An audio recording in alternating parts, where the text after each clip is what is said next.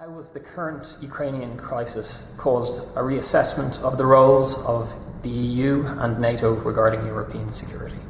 I think that both EU and NATO thought that there would be some sort of gradual evolution in Ukraine, possibly through reforms that would lead at some point in time to the realization that Ukraine seems to slide a little bit more in relations with the West, but at the same time without breaking up with Russia, because the country is traditionally in between. That is also the name of the country in some respect. What we are seeing now is that instead the country is confronted with a sort of existential threat to its own territorial integrity and its own orientation, and therefore all the instruments in dealing with Ukraine have to be adapted accordingly, be it supporting the difficult economic situation, be it assisting it in reforming itself internally, or be it providing it with some sort of security, at least in international terms, that could permit the local, the regional elites to enforce the reforms that are required.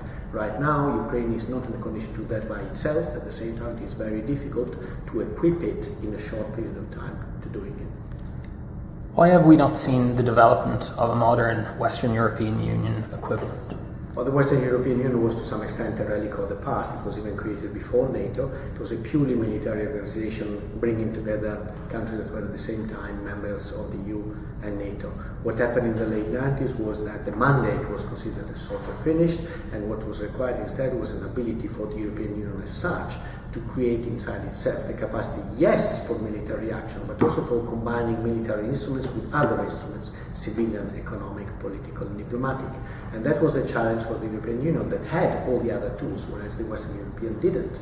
And we are still in the process of adapting this sort of comprehensive approach to crisis management by bringing together different tools, and that is why it has been recreated inside the EU, but not as a purely military instrument, but as a sort of combined instruments bringing together different tools.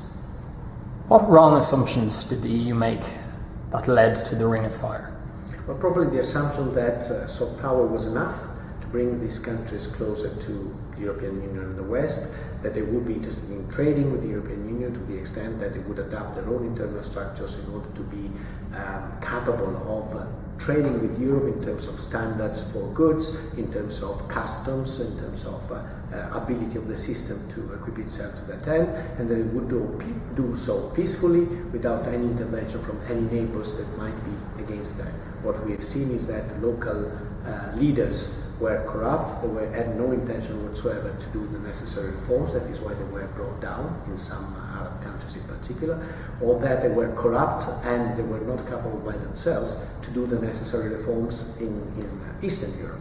And that is where Russian intervention also stepped in. And therefore, we are now confronted with a situation in which we have first to guarantee some basic tenets of a functioning state in our neighbors, which were instead assumed to be there already.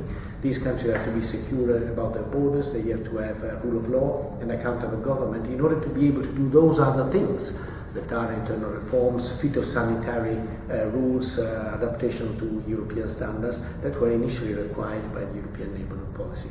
And therefore we are to some extent one step back, but we have to do the step back in order to be able also to step forward.